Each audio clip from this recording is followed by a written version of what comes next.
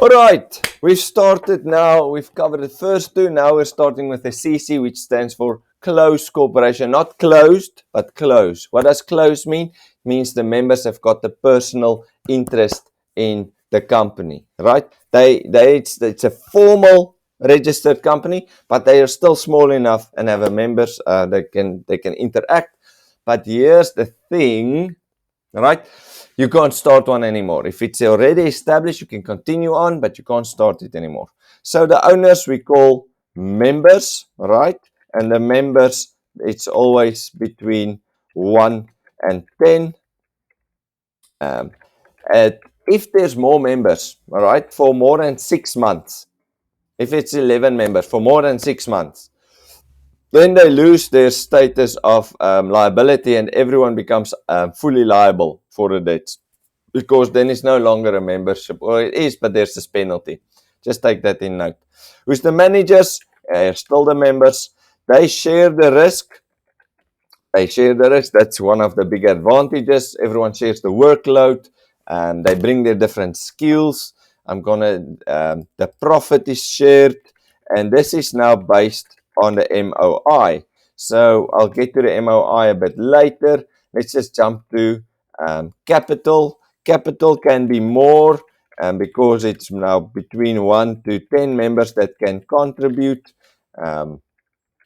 Decision making is easier than a partnership if you think about numbers, because it's 1 to 10 and a partnership can be more than that. So the decision making can be easier than a partnership or more difficult than a sole trader. Okay, that makes sense, because if you're alone, you don't have to consult anyone. Tax. Now, here, let's maybe do this first. They are a legal entity, right?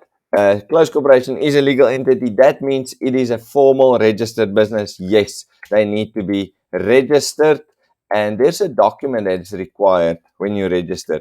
We call that a MOI. That is the Memorandum of Incorporation, right? Memorandum of Incorporation. Now that states who's the members. It's almost like a glorified business plan. Who's the members? What's the profit sharing? Who's responsible for what? What skills do you bring? Who brings capital? It's a whole flat layout. It's very detailed, and it must be updated every time there's a change. So for example, if there's a new member, then you have to update it. But here's the thing, because it's a CC and you've registered it as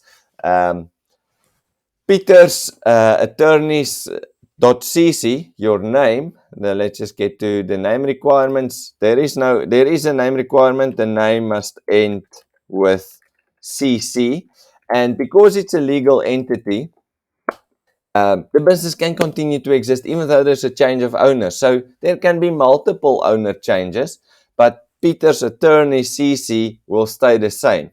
All right. You'll just update your memorandum of incorporation, and that needs to be submitted to the registrar of companies where it's registered. And now here's an interesting thing. They don't pay personal income tax. They pay a standard company tax, right?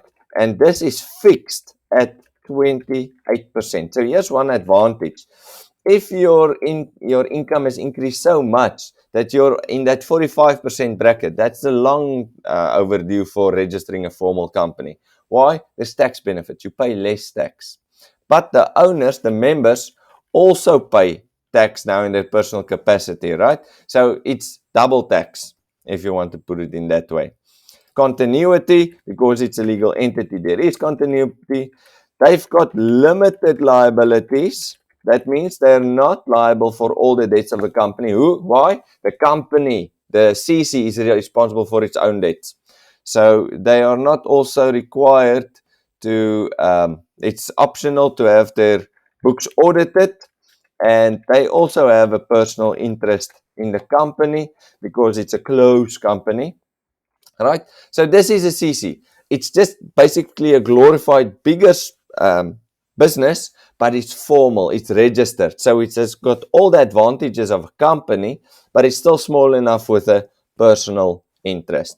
All right, go through the notes, check it out. I think I'm getting the hang of this to get the video shorter.